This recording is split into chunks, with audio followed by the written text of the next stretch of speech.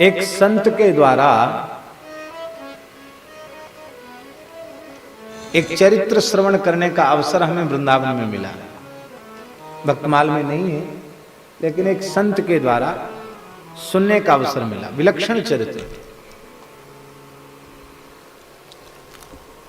श्री गोसाई विठलनाथ जी महाराज श्री वल्लभाचार्य महाप्रभु के पुत्र, जो उनके बाद गद्दी पर विराजमान हुए, परम समर्थ आचार्य श्री गोसाई विठलनाथ जी महाराज,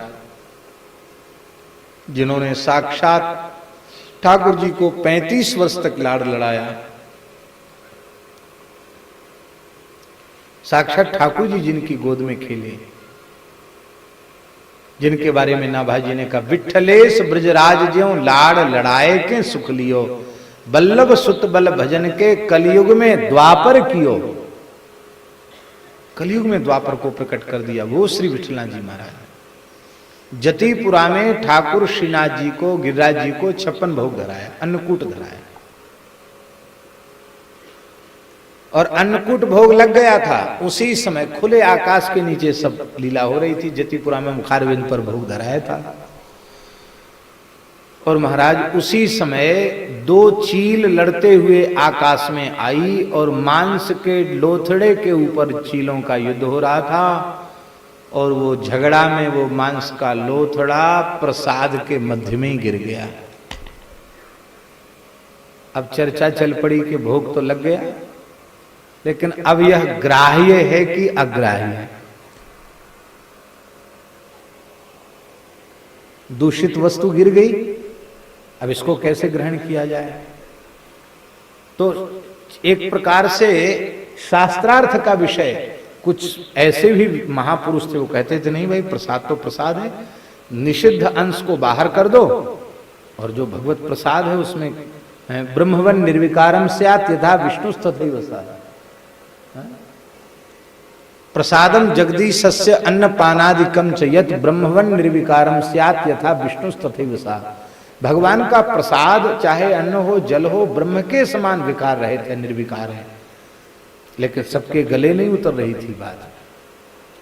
तो बोले अच्छा ठीक है, अब निर्णय जब हो नहीं पा रहा है तो किसी प्रसाद निष्ठ संत को बुलाकर पूछा जाए। तो किसको बुलाया जाए? तो उस समय चर्चा चली कि वृंदावन में श्री राधा वल्लभ लाल जी को लाड़ लड़ाने वाले श्री हित हरिवंश महाप्रभु, उनके बारे में प्रसिद्ध है, सर्वस महाप्रसाद प्रसिद्धता के अधिकारी, विधि निषेध नहीं दास अनन्य उत्कट व्रतधारी। प्रसाद निष्ठ भक्त हैं, उनको बुलाया जाए। तो तुरंत संदेश गया गोसाई जी का, पधारो महाराज। तो श्री हरिवंश महाप्रभु पधारे, और उनको जब ये कहा गया कि महाराज जी प्रसाद, तो प्रसाद सुनते ही वे भावुक हो गए, साष्टांग प्रणाम किया, और प्रणाम करके कहा कि देखें क्या है। तो देखिए महाराज जी प्रसाद निष्ठा, वो जैसे ही वहां निकट पहुंचे तो ये साक्षात ठाकुर जी श्री जी का धरामृत प्रसाद है।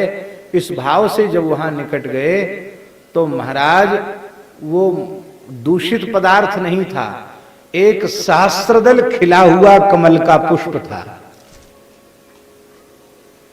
आपने पुष्प उठा लिया, बोले आप लोग कह रहे थे इसमें कोई अमेध्य पदार्थ गिर गया है, ये तो पुष्प है।